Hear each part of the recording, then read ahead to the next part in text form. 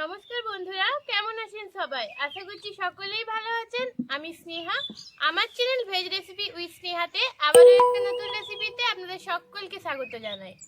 বন্ধুরা, আজ আমি আপনাদের সঙ্গে শেয়ার করব এক প্যাকেট সুজি দিয়ে বিকেলের একটা সুন্দর স্ন্যাক্স। তাহলে চলুন বন্ধুরা, আপনারা প্লিজ পুরো ভিডিওটি দেখতে থাকুন। বন্ধুরা, সবার প্রথমে কিন্তু আমি একটু সুজিটা রান্না করে নেব। এই জন্য দেখুন কড়াতে দিয়ে দেবো অল্প পরিমাণে সুজি। এরপর এই সুজিটাকে আমি হালকা করে ভেজে নেব, একদম হালকা করে ভাজবো।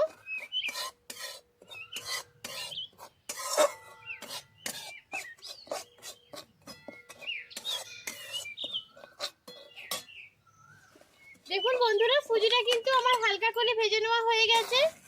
এরপর আমি যতটা পরিমাণে সুজি দিয়েছিলাম ঠিক ততটা পরিমাণে দিয়ে দেবো জল।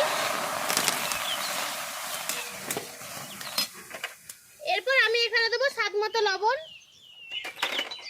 এবার এটা খুব ভালো করে একটু নাড়াচাড়া করে নেব।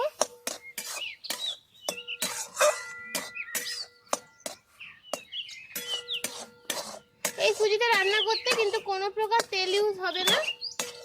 এই যে দেখুন বন্ধুরা, এটা কিন্তু অটোমেটিক কড়া থেকে ছেড়ে আসছে, তার মানে এটা কিন্তু আমার তৈরি হয়ে গেছে। এরপর এটা আমি নামিয়ে ঠান্ডা করে নেব। দেখুন সুজিটা কিন্তু আমার একদম ঠান্ডা হয়ে গেছে। এরপর আমি একে একে প্রত্যেকটা জিনিস অ্যাড করব। এখানে এরপর আমি দেবো আগে থেকে সেদ্ধ করে রাখা আলু। এরপর এখানে আমি দেবো স্বাদ মতো লবণ, দেবো স্বাদ মতো হলুদের গুঁড়ো।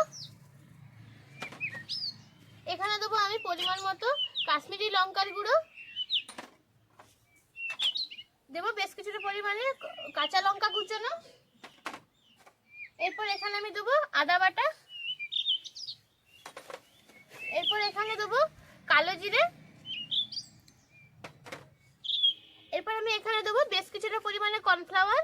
আপনারা চাইলে কিন্তু এখানে ময়দা ইউজ করতে পারেন, যে কোনো একটা ইউজ করলেই হবে, তবে কর্নফ্লাওয়ার ইউজ করলে খেতে কিন্তু বেশি সুন্দর হয়। এরপর এগুলো সব ভালো করে একসাথে মেখে নেব।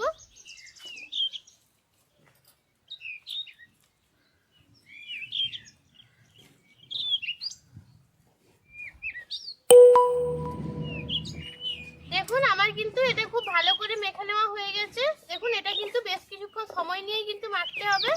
এরপর এখান থেকে দেখুন অল্প অল্প নেব, এই যে এরকম দেখুন অল্প অল্প নিলাম। এরপর এটা দু হাতের সাহায্যে এরকম করে এরকম লম্বা, আপনারা এরকম লম্বার মতো ভাজতে পারেন, আমি এরকম লম্বা করেই কিন্তু ভাজবো। এই যে দেখুন এরকম করে আমি কিন্তু ভেজে নেবো। আপনারা চাইলে কিন্তু নিজেদের ইচ্ছে মতো মানে শেপ দিয়ে দিতে পারেন। এই দেখুন এগুলো কিন্তু করা খুবই ইজি।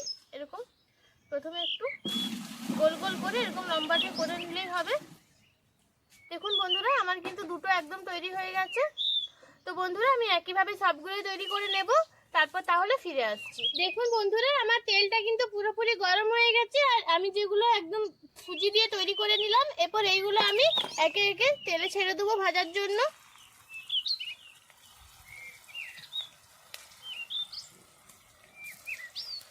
আমি এটা সুজি দিয়ে করলাম বন্ধুরা। আমি পরবর্তীকালে আপনাদের সঙ্গে এই রেসিপিটা চিড়ে দিয়েও শেয়ার করব, কারণ এটা চিড়ে দিয়েও কিন্তু খেতে খুব ভালো হয়। সুজির পরিবর্তে আপনারা চিড়েটা গুঁড়ো করেও ইউজ করতে পারেন। এরপর এইগুলো আমি হালকা করে একটু ভেজে নেব লালচে করে।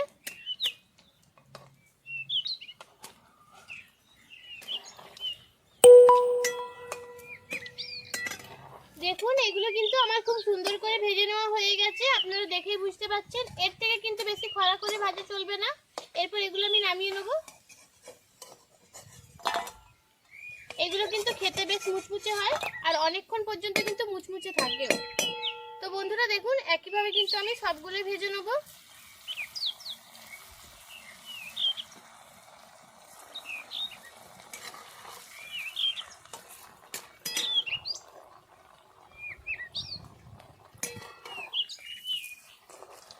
তো বন্ধুরা তাহলে সবগুলো ভেজে নিই, তারপর ফিরে আসছি।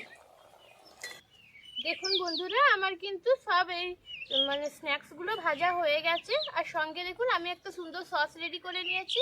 এটা আমি মেয়োনিজ আর টমেটো সস একসঙ্গে মিশিয়ে একটা সস রেডি করেছি। এটা দিয়ে এই স্ন্যাক্সগুলোর সাথে এটা কিন্তু খেতে খুব ভালো হয়। তো দেখুন বন্ধুরা, একটা আমি ভেঙে দেখাচ্ছি আপনাদেরকে।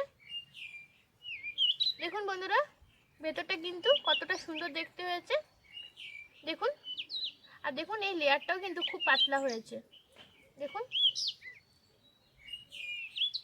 এটা কিন্তু অসাধারণ খেতে হয়। তো বন্ধুরা, যেভাবে তৈরি করে দেখিয়েছি একদম সেম প্রসেসে আমার রেসিপিটা ফলো করে আপনারা যদি বাড়িতে তৈরি করেন দেখবেন আশা করি অনেক সুন্দর হবে খেতে। তো বন্ধুরা, তাহলে আজকে এই পর্যন্তই। দেখা হচ্ছে পরবর্তী কোনো একটা রেসিপির সঙ্গে। ততক্ষণ পর্যন্ত ভালো থাকুন, সুস্থ থাকুন।